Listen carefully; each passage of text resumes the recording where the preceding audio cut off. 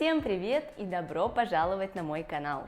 Меня зовут Алина, и я помогаю тем, кто учит русский язык как иностранный, заговорить на нем более уверенно и естественно. Как начать думать на иностранном языке?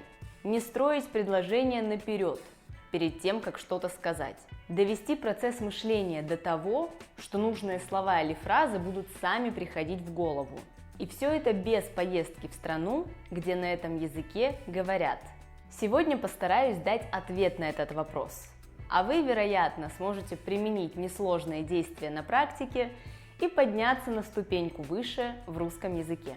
Подписывайтесь на канал, если вам нравится контент такого типа, ставьте лайк на видео и активируйте субтитры, если они вам нужны. А мы начинаем. Итак, первое. Перестаньте переводить в голове. Особенно дословно. Особенно, когда речь идет о грамматическом построении фраз.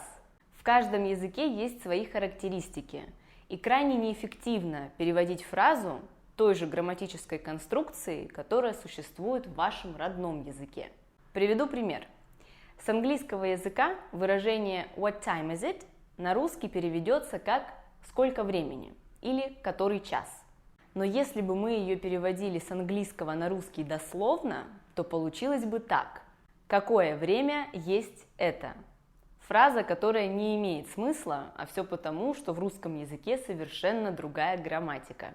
И по этой причине словарный запас лучше пополнять не отдельными словами, а словосочетаниями или даже целыми фразами с правильной грамматикой, которую вы впоследствии сможете накладывать на другие подобные фразы.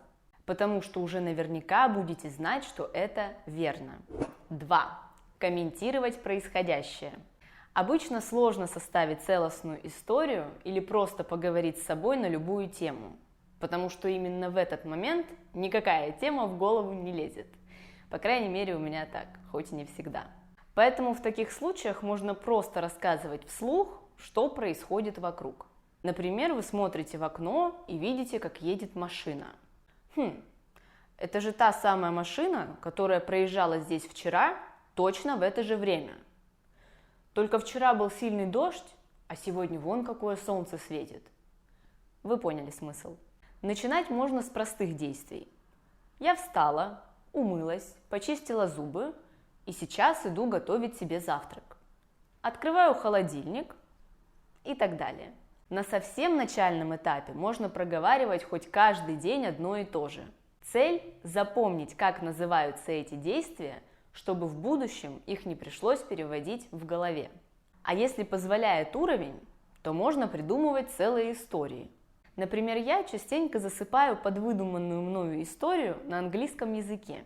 Иногда я впечатляюсь какими-нибудь фильмами и решаю внести свой вклад в развитие сюжета, начиная таким образом свой рассказ. Или я увидела красивую собаку и начала придумывать ситуацию, как я ее встретила на улице одну-одинешеньку и не смогла не забрать ее к себе. В общем, все это нереальные истории, и иногда они доходят до абсурда. И такое бывает. Но это то, что помогает мне чувствовать себя увереннее в иностранном языке. А еще заснуть. Я под них обычно очень сладко засыпаю. Ну и как вы понимаете, словарем в этот момент я совсем не пользуюсь. Если я не знаю какого-то слова или фразы, то просто стараюсь объяснить его другими словами. И отсюда следующий совет. Если вы не знаете русское слово, попробуйте его описать так, чтобы собеседник понял, что вы хотите сказать. Используйте другие, более простые слова, которые вы хорошо знаете. Например, как называется насекомое, которое кусается обычно летом и издает очень неприятный звук. Особенно, когда ты пытаешься уснуть, а он летает у тебя над духом. Это комар.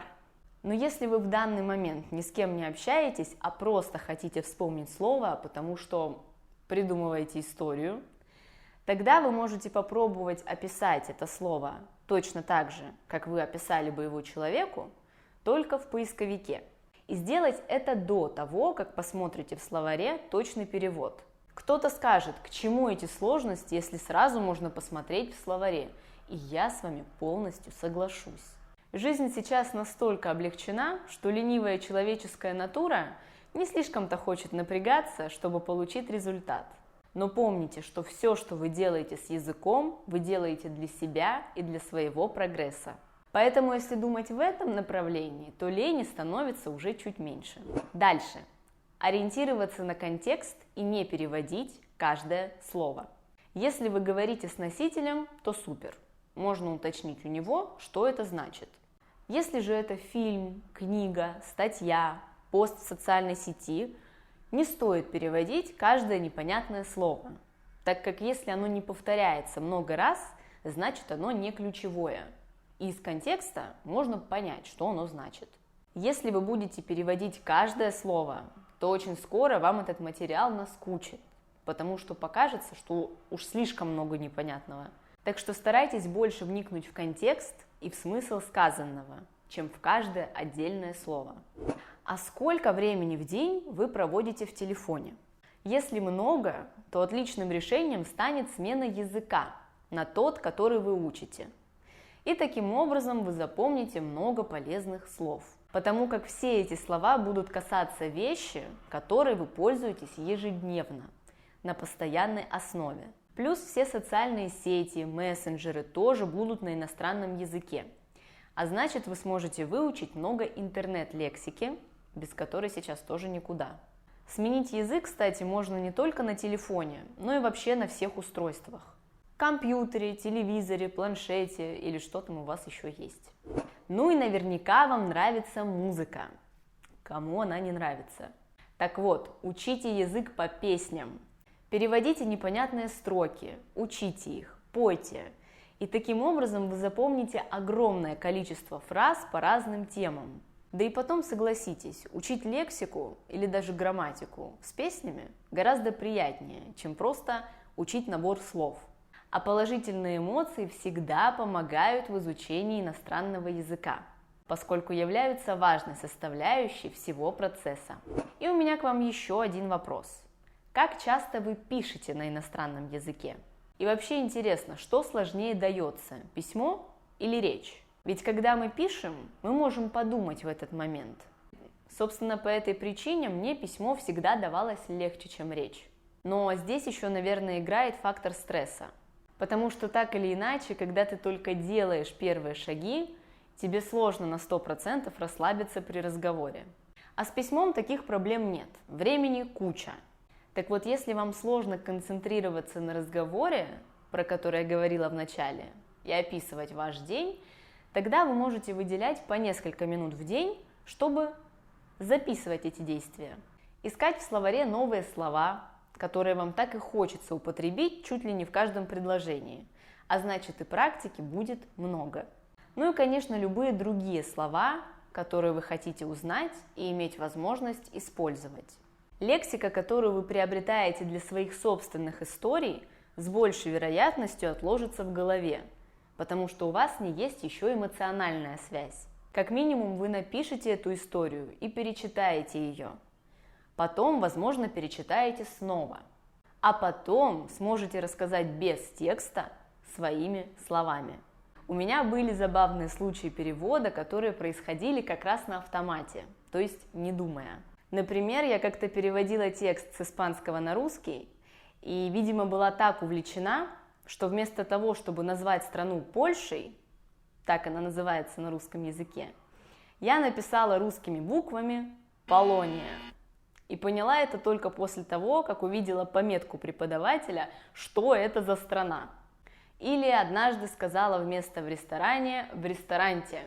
Или когда составляла какой-то текст и вместо членов семьи написала члены фамилии. А поняла это только спустя много времени, когда случайно увидела этот текст. Все это говорит о том, что язык сидит в голове и невольно вмешивается даже в мой родной язык.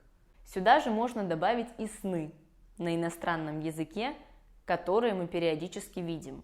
А если видим, то значит, что он сидит у нас в голове, и нужно только немножко поднажать, чтобы выпустить его наружу.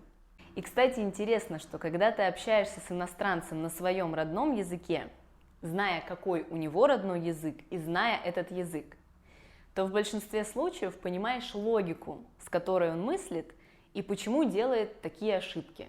Это просто интересное наблюдение, которым захотелось поделиться.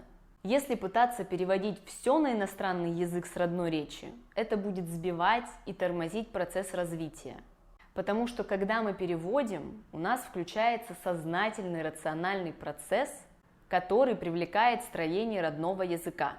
А это совершенно не нужно, если хочешь говорить на иностранном языке. Надеюсь, вам было полезно. Обязательно напишите, что вы об этом думаете. И если у вас есть дополнительные советы, делитесь ими с другими студентами и в том числе со мной, потому что я тоже студент, который старается улучшить процесс своего обучения и почерпнуть что-то новое. Спасибо, что смотрели. Увидимся в следующем видео. Пока-пока!